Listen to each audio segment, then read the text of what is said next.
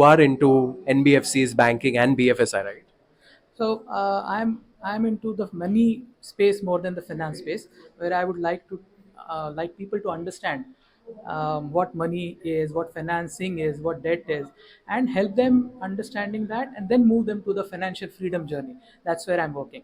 Great. So you are a investor as well. You have a startup which is coming up. Would you want to talk a little bit about your startup? What do you do, and what do you plan to start? Of course. So my startup's name is EFFER. EFFER is Early Financial Freedom, Early Retirement. This startup is focused towards teaching people money, teaching people how to become free financially, and then moving them into the track where I can personally guide them, coach them, or my staff will personally guide them and coach them to financial freedom. So that's the idea with which I'm starting. Interesting. So I have three interesting questions. So the first question is: there's a recent report which says that today's generation is a generation where there's less saving, least amount of savings happening, and there is lot of spends happening, and that too on credit. So there are more number of loans which a usual middle class person is taking for day to day activities, and less amount of investments happening, which means more loans, less saving, less investments. What are your thoughts on how will it impact the BFSI industry, and how will it impact the middle class person today? Yeah, so it's a very interesting question, and it's an observation that even I have. Whatever studies that I conducted with, say, youngsters especially, is people, the first job they get, they want to spend on an iPhone. The second salary that they get, they want to spend on a bike, or maybe, buying something for their loved one. So, my idea over there is that people need to understand that it's not today they're living for, it's the tomorrow that they have to also work for. And unfortunately, after COVID pandemic, people have started feeling that I don't know what my life is going to bring to me next. I really need to enjoy my life right now, and that's the mindset. People are spending too much.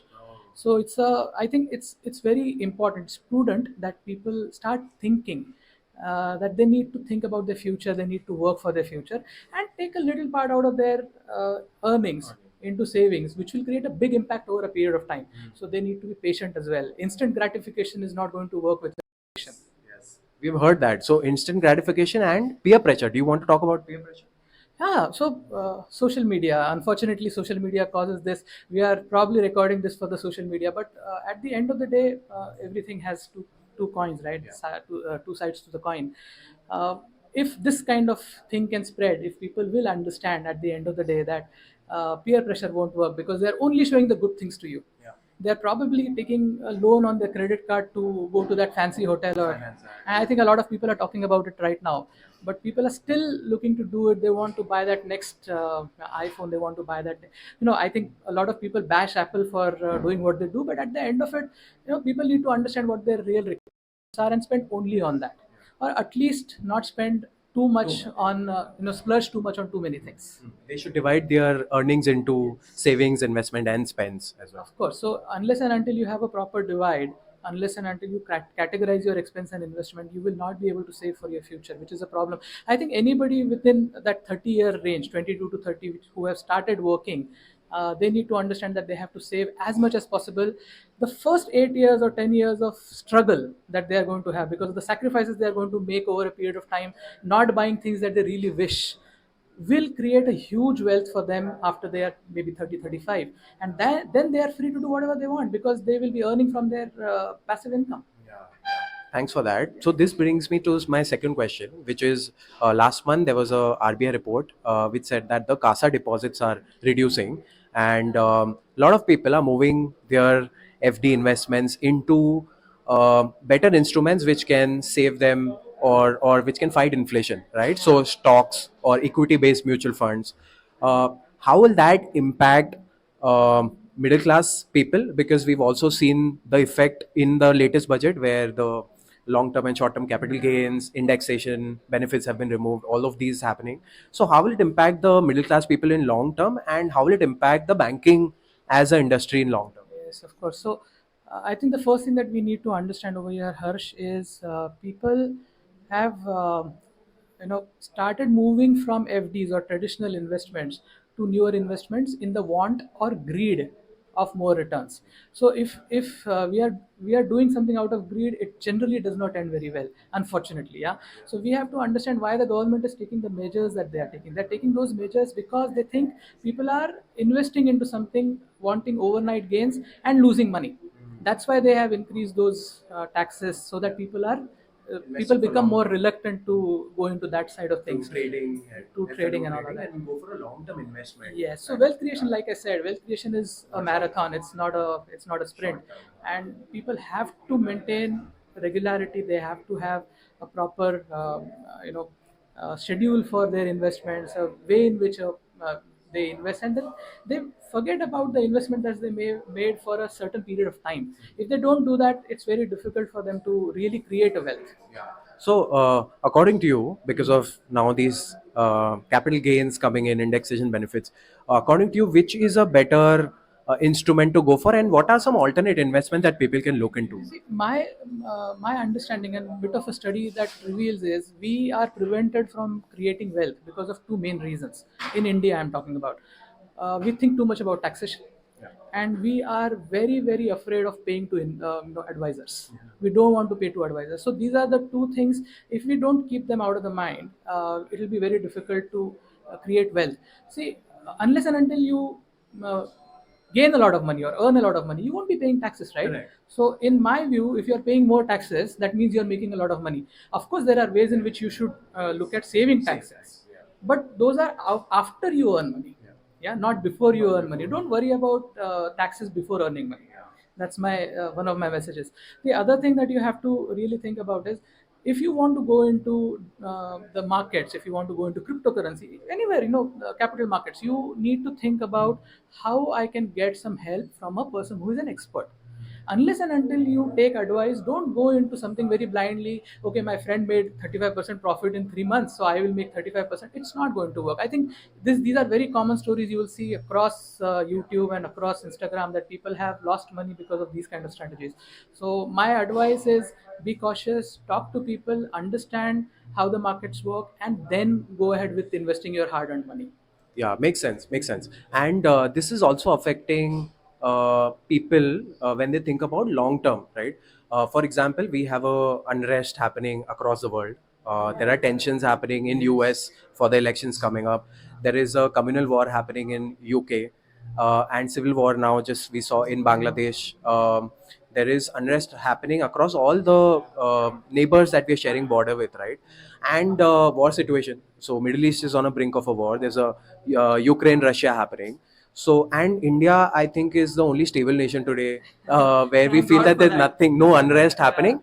Although the markets were affected a bit because of the Japanese increase in the interest rates, and then US recession fears happening, but India, again, the market went up, and it's not, at least in the bear, it's just in a pullback kind of a phase. So, what do you think is the future of India with all of these tensions, and how should people invest? How should people be more aware, stick to their goals, plans, and their financial investment should be saved according to that? Yeah. So first of all, don't fear the market. That's a very important thing. If you want to make money in the market, you have to stand with the market. You have to see the highs and the lows both. You can't put money when the markets are at high and then take out all of your money at a loss when the market is going low. That's when, in fact, 90% of people lose money, right? That's a wrong Yes, way. even I have done that in my past, and I understood from my hard losses that it's not the way to do it. It's the exact opposite of that you probably try to do. You may not be able to catch the peak or catch the bottom, but wherever in between, you have to understand that the sentiment will make you money, and if you are on the right side of the sentiment, then you make money. So I think all these problems that are happening globally, these problems are, see, these are going to come. Nobody can stop these problems from coming, but these problems will come and go. Markets are there to stay. Companies are there to stay. I don't think a Reliance or a TCS or these sort of companies will die because of the war that is happening in Israel. It's not like that. It's just that you have to be patient. You have to understand that you have to invest in the right companies, and you have to stay invested for a long period. See, if you are an owner of say a shop, will you close if there is a war in the neighboring nation? You won't. You will stand with your business, and that's exactly how you have to treat your investments as well. You have to stand with your investment, and that investment will give you returns. I think if people follow that, if No, I'm following that, but if people follow that, they will also come out trumps. Absolutely. Any last thoughts on the fire concept? Because in F4, I think you are working on the fire concept, and there is a lot of talk happening. There are a lot of discussions happening on YouTube and social media about fire, where people are interested or they intend to invest early, retire early, and make good returns. So, anything, your thoughts on fire concept? Of course. So fire is something that I am chasing or I've chased for a long time. Okay, let's talk about what is fire. Full form of fire. Yeah, fire is financial independence, retire early. So FR, my startup, is also something similar, early financial freedom and early retirement. So early could be looked at in terms of years and in terms of the quickness you reach there. So both ways I'm using E there. My understanding of retirement is a little bit, probably a little bit different. That I want people to not worry about money and focus on their passion.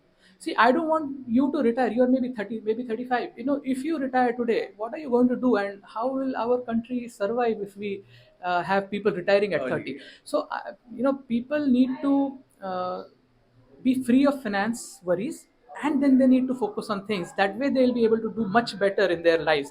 That's how I think about fire and effort. Yeah.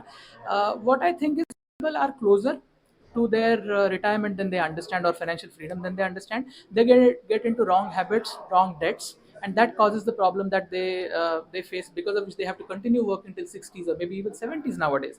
So if people understand the concept properly, if they understand where they stand and they plan their goals properly, they are closer to the financial freedom than they know.